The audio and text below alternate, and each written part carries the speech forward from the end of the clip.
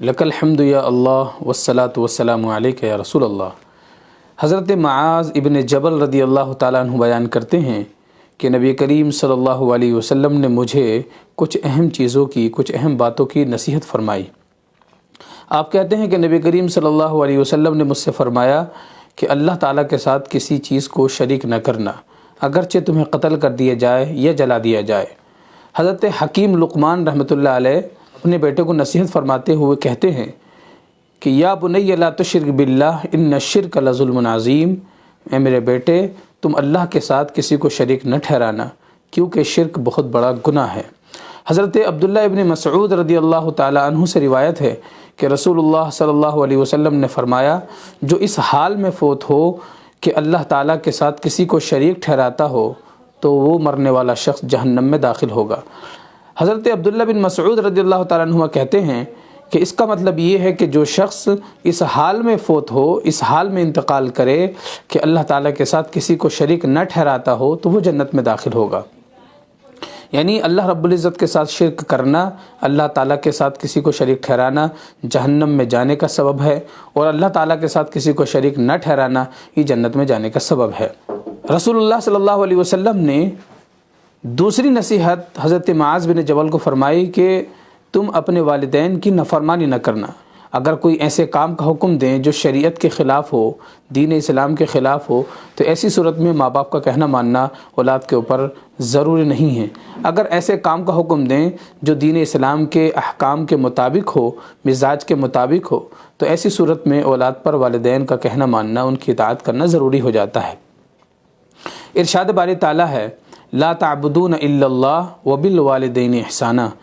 اللہ کے سوا کسی کی عبادت نہ کرو اور اپنے والدین کے ساتھ حسن سلوک کرو، ان کے ساتھ اچھائی سے پیش آؤ، ان کے ساتھ اچھے انداز سے، اچھے ڈھنگ سے بات کرو، ایسا لہجہ اختیار نہ کرو جو ان کے دل کو ٹھیس پہنچانے والا ہو۔ حضرت عبداللہ ابن عمر رضی اللہ تعالیٰ عنہ بیان کرتے ہیں کہ میں نے رسول اللہ صلی اللہ علیہ وسلم کو فرماتے ہوئے سنا کہ جنت میں داخل نہیں ہوگا احسان جتلانے والا، والدین کا نافرمان اور مستقل شراب پینے والا۔ تین لوگوں کو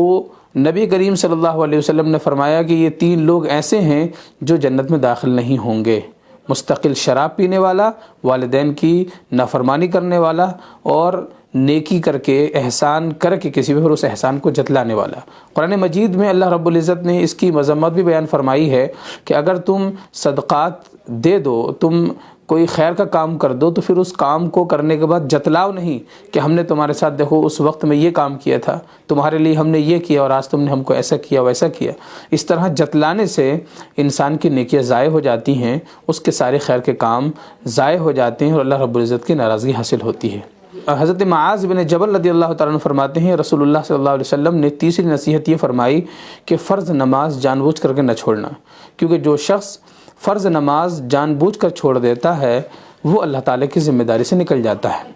حضرت جابر رضی اللہ تعالیٰ عنہ نے نبی کریم صلی اللہ علیہ وسلم کو یہ فرماتے ہوئے سنا کہ نماز کا چھوڑنا بندہ مومن اور شرک و کفر کے درمیان کی دیوار کو ڈھا دیتا ہے۔ اس لیے ہم تمام لوگوں کو چاہیے کہ فرض نماز کا اہتمام کریں اور جان بوجھ کر فرض نماز کو چھوڑنے سے احتراز کریں اور کوشش کریں کہ نماز کی پابندی کریں۔ چوتھی نصیحت رسول اللہ صلی اللہ علیہ وسلم نے فرمائی، شراب نہ پینا، کیونکہ یہ ہر برائی کی جڑ ہے۔ شراب ام الخبائث ہے۔ دوسری حدیث میں حضرت ابو امامہ رضی اللہ تعالیٰ عنہ سے روایت ہے، رسول اللہ صلی اللہ علیہ وسلم نے فرمایا، اللہ تعالیٰ فرماتا ہے، قسم ہے میری عزت کی، میرا جو بندہ شراب کا ایک گھونٹ پیے گا میں اس کو اتنی پیپ پلاؤں گا، اور جو بندہ میرے خوف سے شراب پینا چھوڑ دے گا میں اس کو حوض قدس سے پلاؤں گا۔ رسول اللہ صلی اللہ علیہ وسلم نے اس حدیث کے ذریعے سے پیغام دیا کہ شراب پینا انسان کو نہ صرف یہ کہ اللہ رب العزت سے ناراض کرنے کا سبب بنتا ہے، بلکہ قیامت کے دن ایسا شخص اللہ تعالیٰ کے عذاب اور اس کی سزا کا مستحق ہوگا، اور اگر وہ اللہ تعالیٰ کے خوف سے ترک کر دیتا ہے تو اللہ تعالیٰ کے انعام و اکرامات کا مستحق ہوگا۔ رسول اللہ صلی اللہ علیہ وسلم نے حضرت معاذ سے پانچویں نصیحت یہ فرمائی کہ اللہ تعالیٰ کی نافرمانی نہ کرنا، کیونکہ نافرمانی کی وجہ سے اللہ تعالیٰ کی ناراضگی آتی ہے، اللہ تعالیٰ کی ناراضگی حاصل ہوتی ہے۔ حضرت عبداللہ ابن عمر رضی اللہ تعالیٰ عنہ بیان کرتے ہیں کہ ایک شخص نے عرض کیا، یا رسول اللہ، کون سی ہجرت سب سے افضل ہے؟ آپ صلی اللہ علیہ وسلم نے فرمایا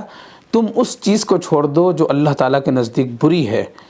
معلوم ہوا کہ ہجرت کرنا صرف یہ نہیں کہ انسان ایک جگہ کو چھوڑ کر دوسری جگہ چلا جائے، ایک شہر کو چھوڑ کر دوسرے شہر منتقل ہو جائے، ایک ملک اس کو چھوڑ کر کے دوسرے ملک میں رہائش پذیر ہو جائے، صرف یہی ہجرت نہیں ہے بلکہ یہ بھی ہجرت ہے۔ بلکہ رسول اللہ نے فرمایا کہ سب سے بہتر ہجرت یہ ہے کہ انسان ہر اس چیز کو چھوڑ دے جو اللہ کے نزدیک بری ہے، جس چیز کو اللہ ناپسند فرماتا ہے۔ اللہ تعالی ہم لوگوں کو ایسے کاموں سے بچنے کی توفیق نصیب فرمائے جو کام اللہ تعالیٰ کے نزدیک برے ہیں یا جن چیزوں کو اللہ تعالیٰ ناپسند فرماتا ہے۔